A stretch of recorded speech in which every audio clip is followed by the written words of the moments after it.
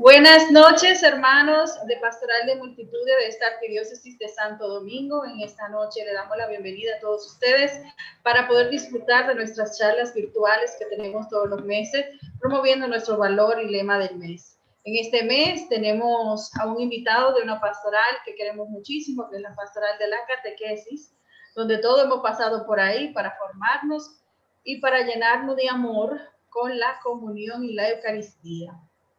Sacramento que nos ayuda a nosotros a estar siempre conectados con nuestro Señor. ¿Y quién mejor que un experto en este tema, en esta materia, que nuestro querido Padre que nos acompaña en esta noche?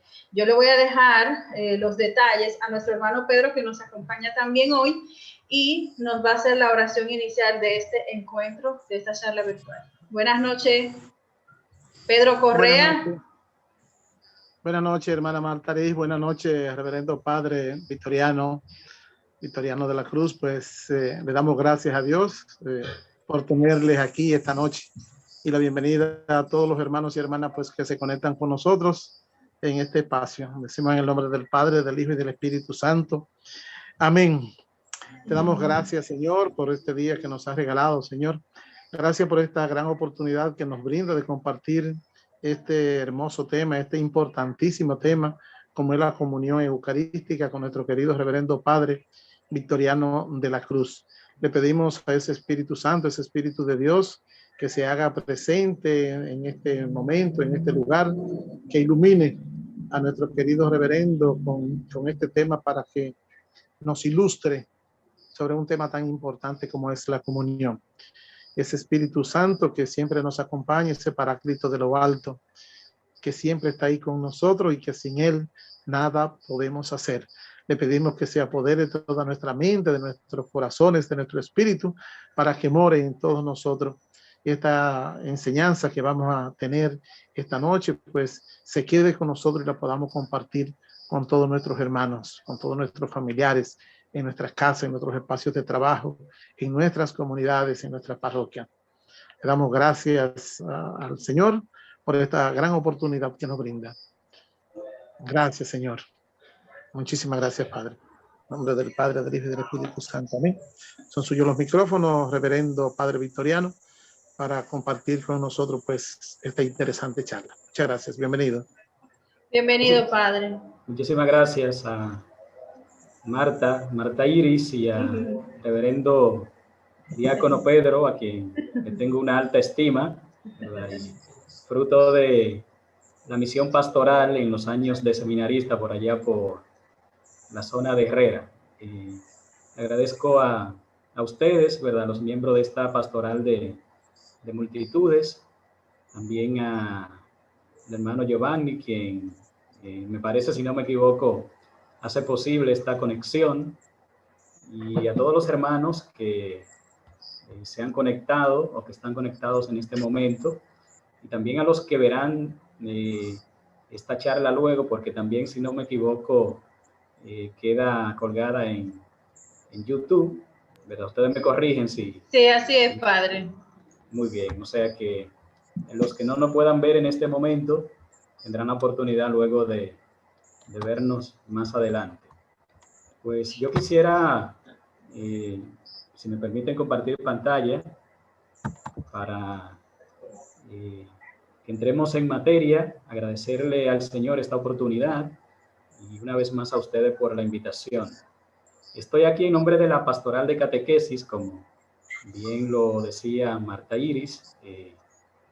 Actualmente soy el director de la Pastoral de Catequesis de aquí de la Arquidiócesis de Santo Domingo. Y no lo soy porque sepa más que los demás de catequesis, ni mucho menos. A lo mejor el diácono, Marta y muchos de los que están conectados en este momento y a esta hora saben muchísimo más que yo de catequesis.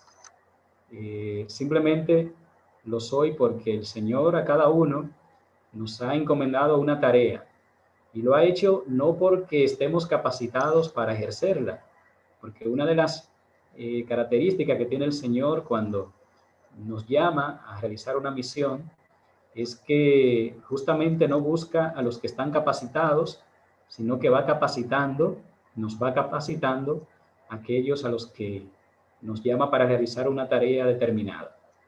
Entonces, con muchísima humildad, vengo a compartir lo poco que sé sobre este tema de la comunión eucarística. No pretendo enseñarle nada nuevo, sino más bien, y ojalá que así sea, recordar muchas de las cosas que ya ustedes y yo sabemos y que es importante siempre tenerla en nuestra memoria. El cristiano vive de la memoria y por eso justamente celebramos la liturgia.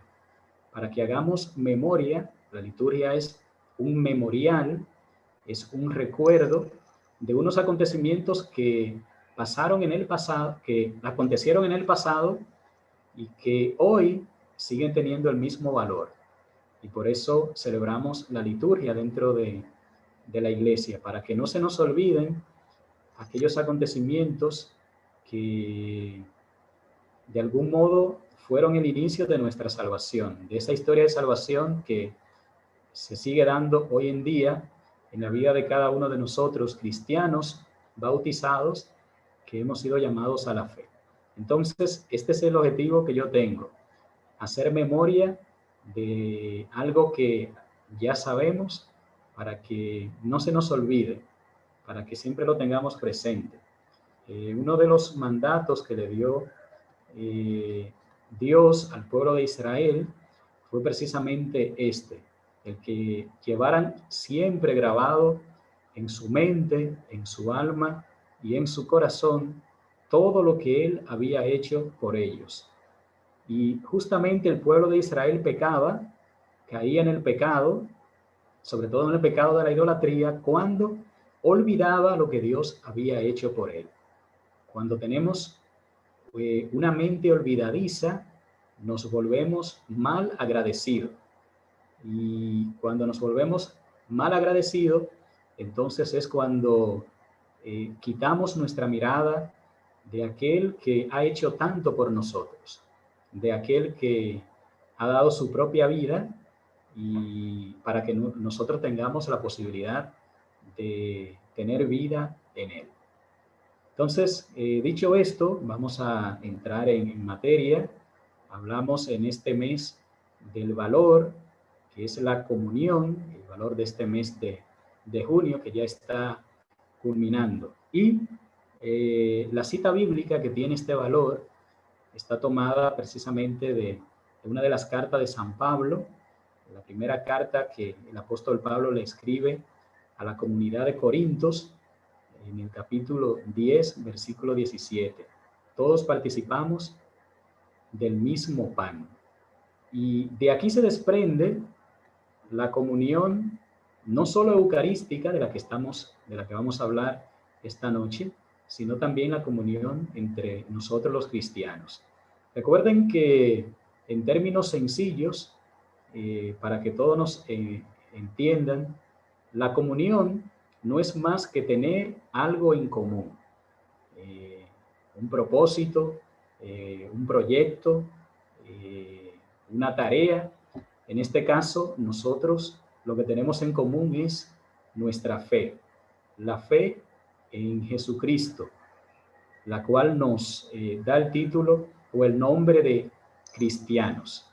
Entonces, todos creemos, al menos eso se supone, todo lo que estamos aquí escuchando esta charla, tenemos la misma fe en Jesucristo.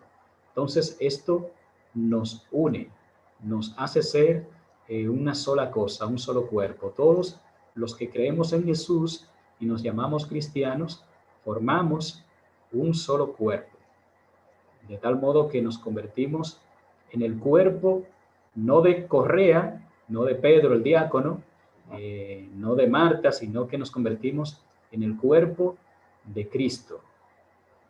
Y esto es precisamente lo que nos une. De tal modo que el cristiano, la comunión, nace, cuando hablamos de la comunión de los cristianos, pues la raíz de esta comunión nace de la fe que tenemos en Jesucristo. Sabemos que hay otras cosas que pueden unir a los hombres. Por ejemplo, la política. Usted pertenece a un determinado partido político y entonces usted se une a otros hombres y mujeres que tienen el mismo interés político que usted, y usted forma con ellos una comunión, una comunidad.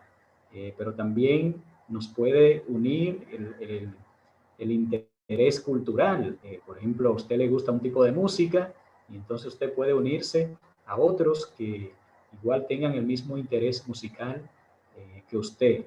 Pero igual nos puede unir la literatura. O sea que hay muchos temas de interés para el ser humano que le llevan a crear comunión, comunidad.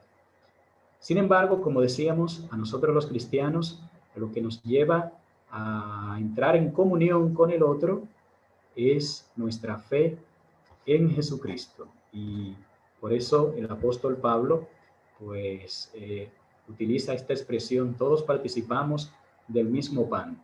Pero yo quisiera que veamos en esta primera carta de Pablo a los Corintios, en el capítulo 10, de dónde nace esta expresión, y que veamos un poquito, retrocedamos en este capítulo para que comprendamos un poco mejor por qué el apóstol Pablo utiliza esta expresión. Siempre en la iglesia nos enseñan que a la hora de leer la palabra de Dios, no solo debemos quedarnos en el texto, sino que debemos también estudiar el contexto, el pretexto, de dónde nace las distintas expresiones bíblicas que encontramos en las Sagradas Escrituras. Entonces, en este capítulo 17 es que encontramos esta expresión de todos participamos de un solo pan. Anteriormente Pablo dirá: porque aún siendo muchos, un solo pan y un solo cuerpo somos. Pablo está hablando de la diversidad que se da entre los que creemos en Cristo Jesús. Dios nos ha hecho a cada uno distinto, con un modo de pensar, con un modo de ser, con un modo de actuar, con un modo de comportarnos, con unos sentimientos distintos. Por ejemplo, nosotros los hombres, nuestra forma de expresar los sentimientos es muy distinta a las de las mujeres. Pero dentro de los hombres, pues cada uno tiene su forma de expresar los sentimientos, las emociones, y dentro del grupo de las mujeres también. Entonces, los cristianos somos muchos, de diversas lenguas, de razas, de cultura, de costumbres, de tradiciones. Dentro de una misma casa vemos cómo a veces los hijos, cada uno es distinto, aún y a pesar de que han nacido de un mismo vientre, son hijos de unos mismos padres. Entonces, lo que nos caracteriza como seres humanos es precisamente la diversidad, de que cada uno pues es distinto. Nadie es igual, aunque nos parezcamos en los rasgos físicos. Yo puedo parecerme mucho a una persona, a tal punto que pueden confundirme con otra persona. Yo puedo parecerme mucho en mi forma de pensar a otra persona, en mi forma de hablar, en mi forma de racionalizar o de actuar. Sin embargo, nadie es igual al otro. Cada uno tiene una marca, un sello que lo hace distinto a los demás. Y de esto habla Pablo y lo reconoce también. Por eso dice Pablo, porque aún siendo muchos, nosotros los que creemos en el Señor, un solo pan y un solo cuerpo somos, haciendo referencia justamente a la comunión eucarística. ¿De dónde nace, decíamos, la comunión del cristiano? De que todos comemos de un mismo pan. Cuando el diácono Correa comulga el cuerpo de Cristo, allá en su parroquia, San Pedro Nolasco, está comiendo del mismo pan del que yo como cuando celebro la Eucaristía aquí en mi parroquia de Santa Cruz de Villamella. De tal modo que no importa donde tú te encuentres, no importa tu posición geográfica, cuando tú te acercas a la Eucaristía, estás comiendo del mismo pan que comen tus hermanos. Te estás haciendo, en este caso, uno con todos los que el domingo, por ejemplo, reciben la Sagrada Comunión. De tal modo que estamos obligados, no es una opción, nosotros vivir en comunión con el otro. Esto no es algo optativo, de si yo quiero o no quiero, si hoy amanecí con ánimo o no amanecí con ánimo, si tengo fuerza o no tengo fuerza. La comunión no es una opción para el cristiano, sino que es una obligación. Automáticamente tú te acercas a comulgar el cuerpo de Cristo, entonces tú estás llamado y obligado a ser uno con todos los que comulgan ese pan. Para nosotros, los que celebramos la Eucaristía Dominical, podríamos llamar los común de los cristianos, a veces esto no es tan evidente. Dentro de la Iglesia hay uno de los movimientos apostólicos llamado neocatecumenales, que expresan de manera más clara esta comunión que se da en la Eucaristía. Ellos preparan un pan especial para sus Eucaristías y justamente lo que hacen es fraccionarlo, partirlo, y todos comen de ese mismo pan. Entonces aquí queda mucho más evidenciada la comunión del pan. A veces nosotros, como las formas que utilizamos para la Eucaristía, pues ya vienen fraccionadas, divididas, no se pone tan en evidencia esta comunión que se da cuando nos acercamos a recibir la Eucaristía, el cuerpo de Cristo. Sin embargo, aunque no sea tan evidente, por la forma como comulgamos, no deja de ser una realidad de que en cada pedazo de pan está presente el mismo Cristo, y que cada vez que tú comulgas, que te acercas a la Eucaristía, estás recibiendo el cuerpo de Cristo. Entonces, hay una realidad, y es que somos muchos, somos diversos. Sin embargo, en la diversidad estamos llamados a cultivar la unidad de la comunión, en primer lugar, porque todos recibimos el mismo cuerpo. Y dice Pablo, retrocediendo en este capítulo, en el versículo 16, dice Pablo: la copa de bendición que bendecimos, ¿no es acaso comunión con la sangre de Cristo? Y aquí Pablo nos está haciendo una pregunta, un interrogante a nosotros. La copa de bendición que bendecimos cuando estamos en la Eucaristía, ¿no es acaso la comunión con la sangre de Cristo? Y el pan que partimos, ¿no es comunión con el cuerpo de Cristo?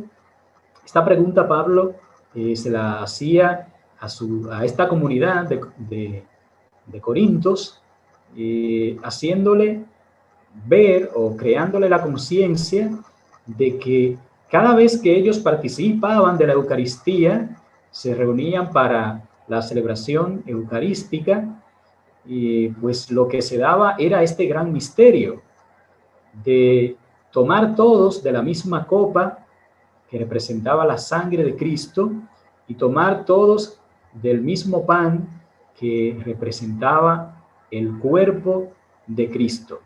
Entonces, esta pregunta del apóstol Pablo viene a crear en nosotros la conciencia de qué es lo que hacemos cuando recibimos la comunión eucarística, cuando nos acercamos a recibir el cuerpo de Cristo.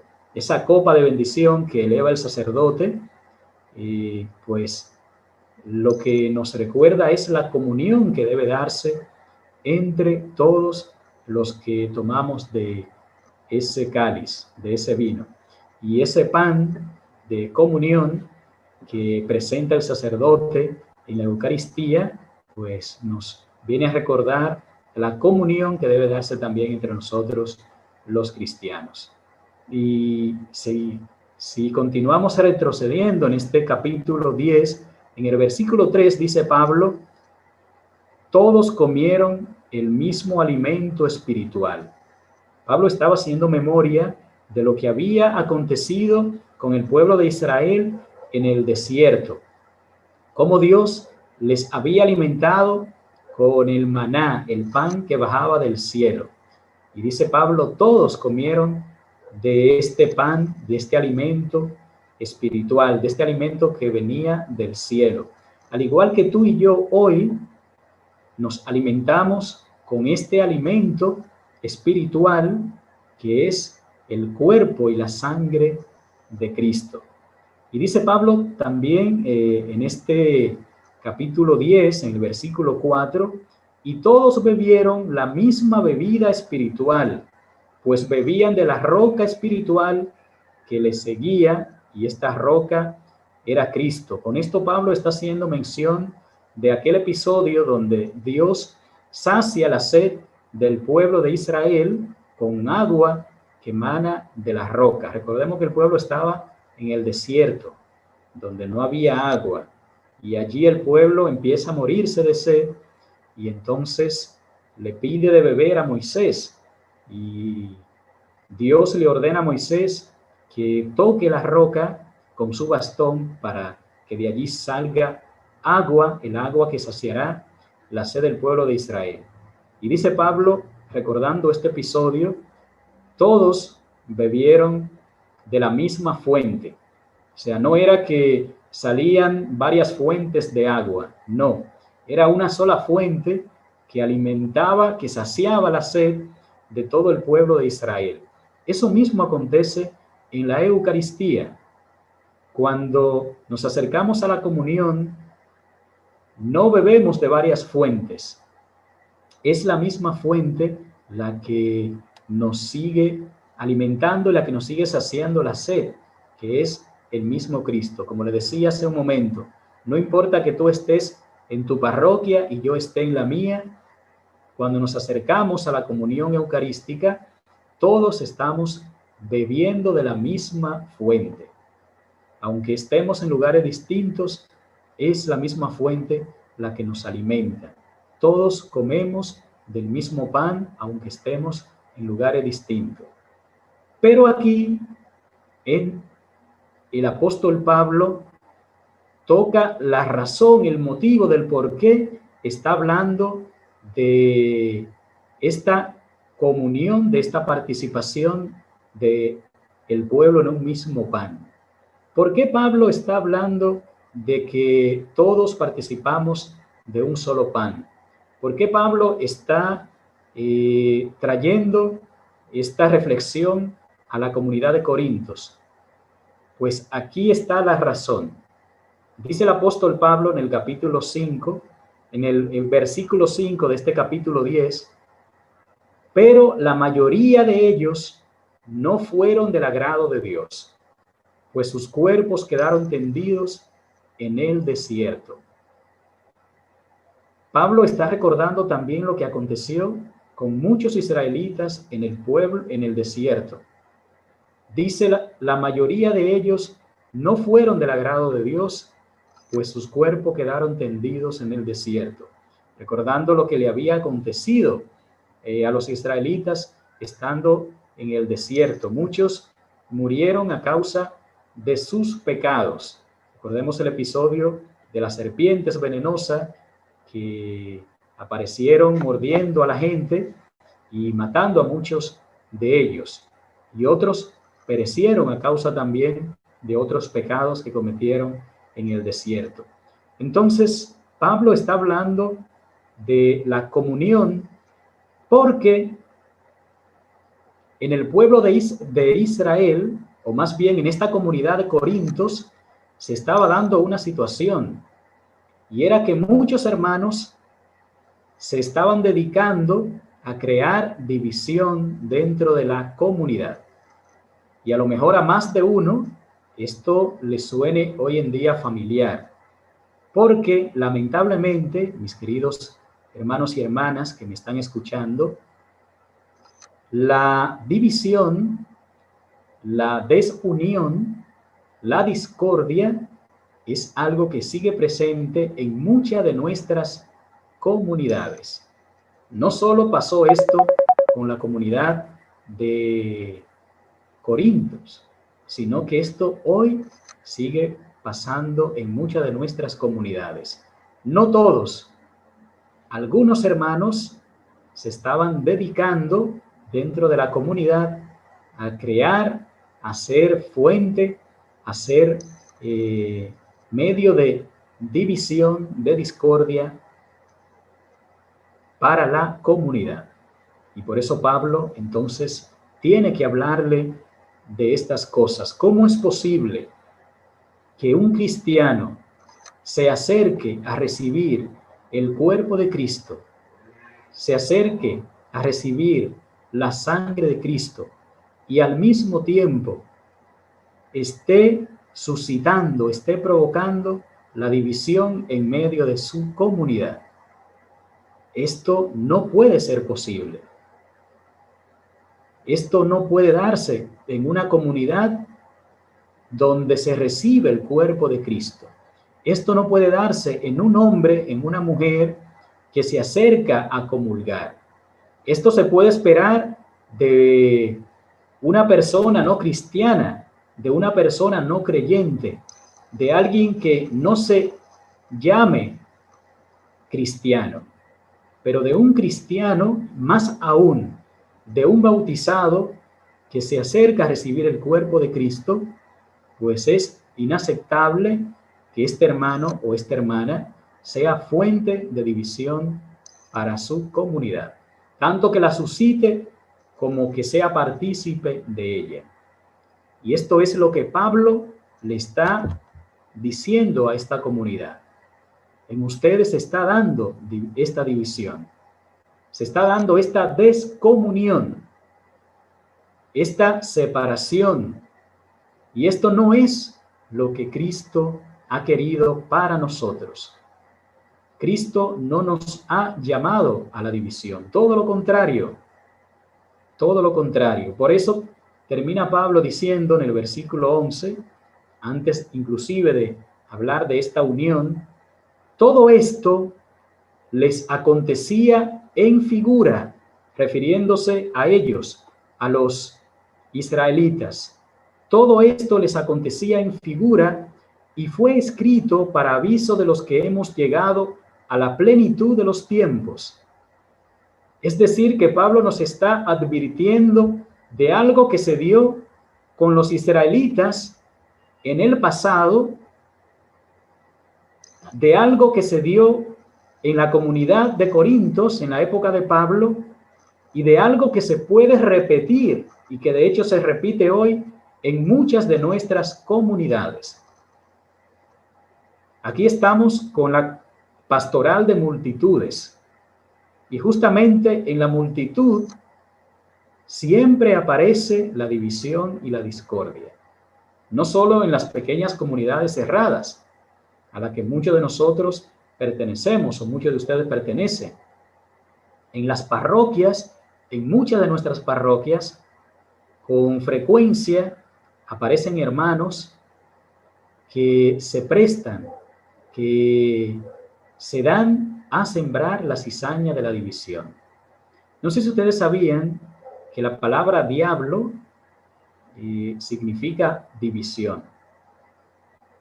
Y justamente el diablo es el príncipe, es el autor de la división. Primero, dentro de nosotros mismos, porque donde nace la división es dentro de ti. ¿Y cómo se manifiesta la división dentro de ti? Pues con la voluntad y los deseos. Si ustedes se fijan, a veces nuestra voluntad o nuestro deseo es hacer algo agradable a Dios y sin embargo terminamos haciendo todo lo contrario, lo que a Dios le desagrada. Esto no solo nos pasa a nosotros. Ya Pablo hablaba de esta debilidad humana y decía, a veces quiero hacer el bien y termino haciendo el mal que no deseo. Porque la división empieza dentro de ti, dentro de cada corazón, dentro de cada ser humano. Y lo que hacemos es reflejar esta división hacia afuera. Y justamente cuando reflejamos la división que llevamos dentro hacia afuera, entonces cuando se pone de manifiesto la división también dentro de la comunidad. Por eso la división se da en la familia, donde hay más de dos. La división se da en la pequeña comunidad. La división se da en el grupo de oración. La división se da en la asamblea. La división se da en la parroquia. Donde quiera que hay un ser humano, pues hay tentación de división, de separación, de no comunión, de no entrar en relación con el otro. Entonces, como cristianos tenemos que estar muy atentos a esto, porque esto no es algo que sucedió en el pasado. No fue algo que solo acontecía en la época del pueblo de Israel. No, por eso Pablo lo dice muy claro. Todo esto les acontecía en figura a ellos para que nosotros hoy seamos conscientes de que estas cosas pueden darse, se dieron, se dan y se seguirán dando. Como aviso, para que nadie diga, es que yo no lo sabía. Ahora me estoy enterando de que estas cosas pueden pasar.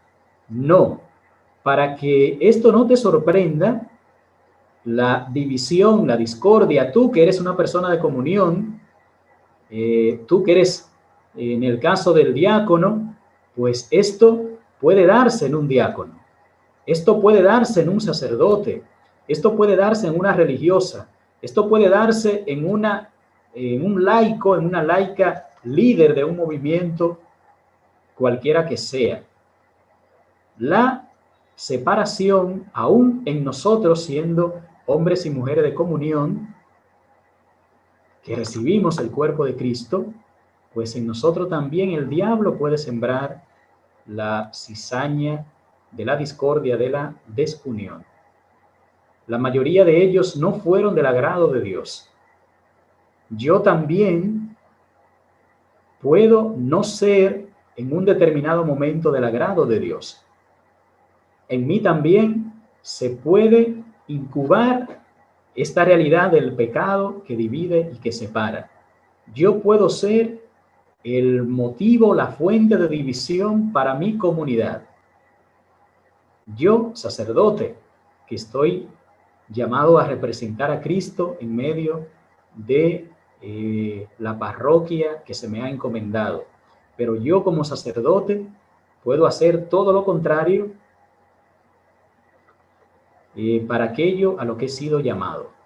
Entonces, hermanos, seamos, o más bien vamos a crear conciencia de esta realidad. Donde quiera que hay dos personas, se puede dar la división. Si la división, decíamos, comienza en nosotros mismos, significa que donde quiera que hay una unión, una comunidad, pues también puede darse una separación. Pero Dios, Cristo Jesús, nos está llamando a la comunión. Recordemos este discurso que Jesús le dio a sus discípulos antes de marcharse de este mundo. Les pido, les ruego que sean uno, como yo y el Padre somos uno, para que el mundo crea, para que su testimonio sea efectivo, sea creíble, porque si hay algo que desacredita a un cristiano, es precisamente la descomunión, la desunión. Si hay algo que nos quita veracidad como cristiano, es vivir en descomunión, en un constante pleito, en una constante división. Y si hay algo que destruye también a una comunidad, por más fuerte, por más carismática, por más entusiasta que sea, es precisamente la descomunión. Ese es el principal enemigo de toda comunidad, la desunión. Y por eso es tan importante que nosotros prestemos mucha atención y que nos esforcemos por cultivar la comunión, primero con Dios, la comunión personal con Dios, que yo me esfuerce de manera personal por tener una verdadera comunión con Cristo, Eucaristía, a quien recibo cada vez que participo de la misa. Que esto no sea un símbolo, un signo que no tenga ningún valor, ninguna importancia para mí. Que yo nunca me acerque a recibir la Eucaristía sin esta plena conciencia de que realmente me estoy haciendo uno con Cristo, de que estoy entrando en comunión con Cristo, de que no me estoy comiendo un caramelo, no me estoy comiendo un pedazo de pan, no me estoy comiendo un chicharrón, me estoy uniendo a Cristo. Si yo no tengo esta conciencia, si yo no cultivo en mí esta conciencia de comunión cuando recibo la Eucaristía, entonces con facilidad el diablo podrá vencerme, podrá entrar en mí, su semilla, podrá sembrar en mí la semilla de la división, como hemos hablado, y entonces yo podré con mucha facilidad convertirme en un ente, en una fuente de descomunión.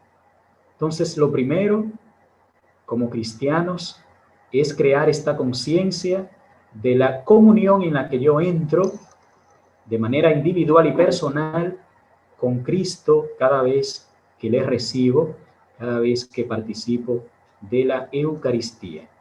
Es lo primero. Sin esta conciencia, lo demás no será posible. Cuando comulgamos, nos hacemos uno con Cristo. Ya, como dice el apóstol Pablo, no soy yo quien vivo, sino que es Cristo quien vive en mí. Ya no vivo para mí, sino que vivo para Cristo. O al menos eso es lo que debería acontecer. Aunque lamentablemente no es lo que siempre acontece, pero es lo que debería acontecer. Cada vez que tú recibes el cuerpo de Cristo, tú tendrías que dejar de ser tú para convertirte en Cristo. Disminuir tú para que Cristo crezca, como dice la canción. Y lo segundo, la segunda conciencia que debemos crear, es que cuando recibo el cuerpo de Cristo, no solo me convierto en una cosa con Él, no solo entro en estrecha comunión con Él, sino que también entro en comunión con mis hermanos. Ya no solo soy uno con Cristo, sino que estoy llamado a ser uno también con mi hermano, con la otra persona que también ha comulgado. De tal modo que debe darse una doble comunión. En primer lugar, con Cristo, a quien tú recibes, y en segundo lugar, con tu hermano, quien también está participando, recibiendo esta misma comunión, esta misma fuente. Y ojalá que esta noche, al menos esto, nosotros nos lo propongamos. Como le decía, no es mi intención enseñarle nada nuevo. Y al menos con esto me gustaría que ustedes se queden. Al menos con esta conciencia. Y que hoy, esta noche, y a partir de ahora, de este momento, cada vez que nos acerquemos a recibir la Eucaristía, recordemos estas palabras y las repitamos en nuestra conciencia. En este momento me voy a hacer uno contigo, Señor. En este momento dejaré de ser yo. Dejaré de ser la persona egoísta, envidiosa, malintencionada, mentirosa que soy. Dejaré de ser la persona que solo piensa en sí mismo, para convertirme en ti, en uno contigo. Todos tenemos pecados, pero en ese momento hemos de pedir al Señor que nuestros pecados desaparezcan para convertirnos en Cristo. Y ojalá que de todo corazón nosotros en esta noche hagamos este firme propósito de que como cristiano que recibo la Eucaristía, que recibo el cuerpo de Cristo, pues que me esfuerce en todo momento por cultivar la comunión y por ser fuente, ente de comunión en medio de mi parroquia, en medio de mi comunidad de fe, en medio de mi grupo de oración y en medio de mi familia, esta familia que Dios me ha dado para que reine en ella la comunión y la unidad. Muchas gracias por su atención. Espero que nadie se haya dormido. No, muy interesante. Y aunque usted diga que uno sabe algo, quiero que sepa que todo sirve para recordar también, porque hace mucho que no cogimos catequesis, usted sabe. Martarí, dos cosas al reverendo. Primero, me disculpa, soy ministro aún, aunque estoy en el camino y Dios permitirá llegar al diaconado y quién sabe. Nancy no te ha dado permiso, di la verdad. Sí, ese son palabras proféticas, a ver. Palabra profética. Entonces, lo otro es, esto ha sido una verdadera catequesis que hemos tenido esta noche. Este es un programa, como decía nuestro querido reverendo padre Victoriano, es para verlo una y otra vez, agarrar lápiz, agarrar papel y bueno, una gran enseñanza pues nos ha dejado esta noche. Cuán agradecidos estamos. Una preguntita, por ahí le mandaron saludo, padre. Muchas gracias. De varias parroquias. Y una preguntita también que está sonando por ahí. ¿Qué significa eso de excomulgar? Excomulgar, que está de moda preguntar sobre eso. ¿Cómo claro se excomulga? Bueno, la excomunión es apartar a una persona, a un cristiano, impedirle que reciba el cuerpo de Cristo, la comunión. Y mayormente la excomunión se da por pecados graves que se cometen contra la fe o contra la sana doctrina de la Iglesia. Entonces, aunque hoy en día no es tan común la excomunión, pero la excomunión se aplica a cristianos que tenemos el derecho y la debida preparación para poder recibir el cuerpo de Cristo y que en algún determinado momento pues nos apartamos de la fe, propagamos doctrinas contrarias a la revelada por Cristo o a la enseñada por la Iglesia. Entonces ahí cuando se le impide a esta persona, después de amonestarlo, después de llamarle a la atención, después de corregirle para que cambie su... Padre, y eso se hace público, porque yo nunca he visto eso de excomulgar, pero usted sabe que partiendo de lo que está pasando con Biden, que muchos han dicho si debe ser excomulgado o no, porque promueve el aborto y la ideología de género, pues llega la pregunta, ¿cómo es ese tema de la excomunión? Yo nunca he visto una en mi parroquia. Sí. Pero si es como usted dice, con una amonestación, me imagino que eso se avisará en las misas o se le dirán en privado, después en público, no sé. Sí, para que nos explique un poco, porque bueno, yo no tengo conocimiento de cómo es el procedimiento. Muy bien. Bueno, en primer lugar, ¿verdad? Se le aplica el consejo evangélico que nos da el Señor. Si alguien cae en una falta, pues lo primero que debemos hacer es llamar a esa persona, llamarla aparte, ¿verdad? Y hacerle...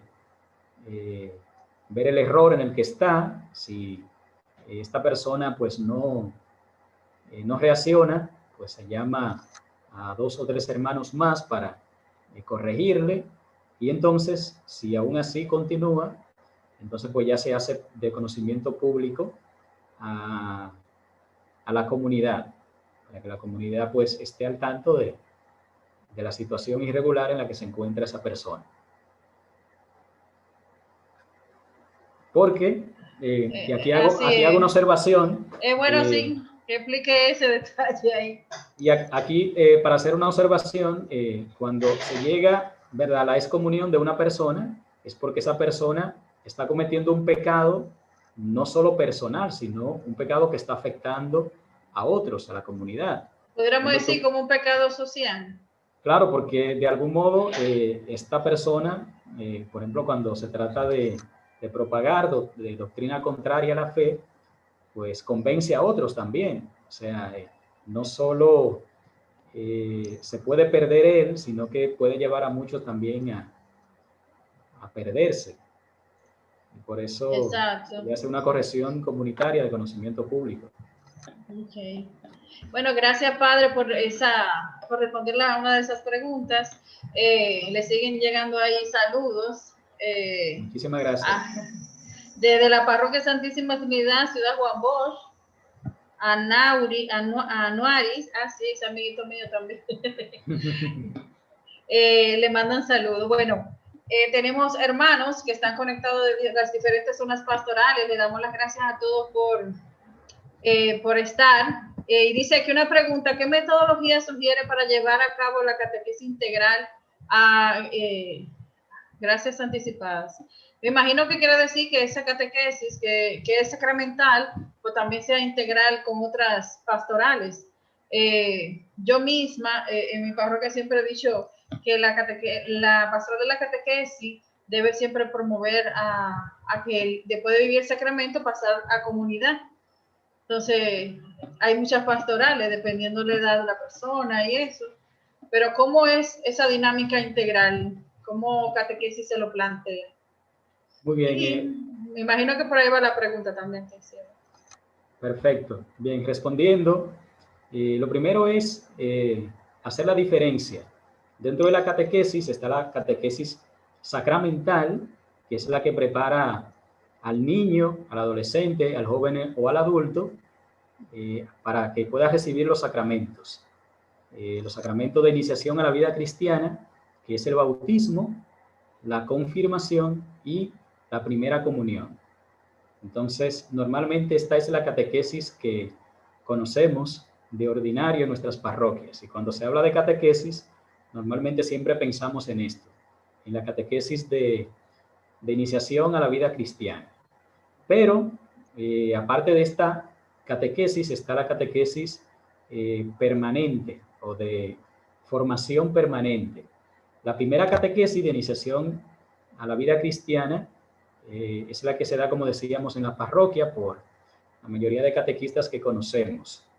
Y ya luego está la formación o la catequesis permanente, que, como bien tú lo decías, Marta Iris, esta catequesis, el cristiano está llamado a recibirla dentro de una comunidad cristiana. Ahora, ¿cuál es el problema? Y esto es una debilidad que tenemos como iglesia, que esta catequesis permanente no se da casi en ninguno de los grupos o comunidades. La mayoría de los grupos y comunidades se dedican a cultivar la vida de oración, pero no a formarse, no a continuar la formación permanente. Entonces, el plan de pastoral, la formación de pequeñas comunidades, ha querido de algún modo corregir esta parte, y por eso los que están en comunidades se dan cuenta que llevan un proceso de formación. Entonces, lo ideal es que el cristiano tenga una iniciación a la vida cristiana completa, integral, que inicie con la catequesis para recibir los sacramentos y que luego entonces reciba otras catequesis, por ejemplo, catequesis litúrgica, catequesis dogmáticas, catequesis bíblica, catequesis mariana, o sea, de todos los temas que abarca la doctrina cristiana, que el cristiano pues pueda recibir catequesis para que se vaya formando. Pero esto, como decía, debe propiciarse, debe darse dentro de las comunidades. Entonces, en cada comunidad debe existir un catequista o una persona preparada que pueda impartir estos temas a los miembros de las comunidades a fin de irse formando, una formación integral. De tal modo que esto es lo que plantea los documentos de la Iglesia, pero lamentablemente es algo que solo está escrito y que, como hay decía, que trabajar. exactamente, hay que materializarlo. Sí, bueno, pues muchas gracias, Padre, por esa orientación. De Santísima Trinidad, Pedrito y Ibelice le mandan saludos. Muchísimas gracias. También, bueno, que le están preguntando que si usted conoce algún caso de excomunión. Yo en lo particular no conozco ninguno. Sé que existe, pero que no tiene que dar detalles. Eso, saludo a Maris Ramos, que hizo la pregunta de la zona de Herrera. Ok, bueno, mayormente los casos más comunes de excomunión se dieron en el pasado. Muchos, por ejemplo, de los fundadores de las sectas y demás que en algún momento pertenecieron a la Iglesia Católica, fueron excomulgados por las doctrinas que defendían. En los años recientes, no me llega a la memoria, pero por ejemplo, Monseñor Lefebvre, que es uno de los sismas que se han dado últimamente dentro de la Iglesia, fue excomulgado precisamente por eso. Él era monseñor, pero no quiso acoger la doctrina del Concilio Vaticano II, sino que se quedó celebrando en latín y con las tradiciones que existían antes de que se promulgara el Concilio Vaticano II. Entonces él, junto con muchos sacerdotes, fueron de algún modo separados, excomulgados de la Iglesia, precisamente por eso, porque no aceptaron, no acogieron la doctrina de la Iglesia. Excelente ejemplo, porque también pensamos a veces que la excomunión nada más para los laicos, pero puede haber excomunión también de obispo o de sacerdote o de sí, claro, o sea, la jerarquía. Claro, es más, yo tengo conocimiento ya a nivel de historia que ha pasado más en jerarquía, porque son hechos históricos, que en laicos, pero también sucede con laicos. Pues muchas gracias, Padre, nuevamente. Invitamos a todos a acercarse a su equipo de catequesis. En este tiempo de pandemia no ha sido fácil llevar la catequesis, pero para la gracia de Dios seguimos trabajando virtual y presencial algunas cosas para que sigan recibiendo su sacramento de iniciación cristiana. Claro que sí. Terminamos con la oración de parte de la bendición suya, Padre. Muy bien, y bueno, y motivarles también, porque las palabras de Jesús siguen siendo actuales. La mies es abundante, pero los obreros son pocos. Entonces, en el área de catequesis necesitamos muchos catequistas.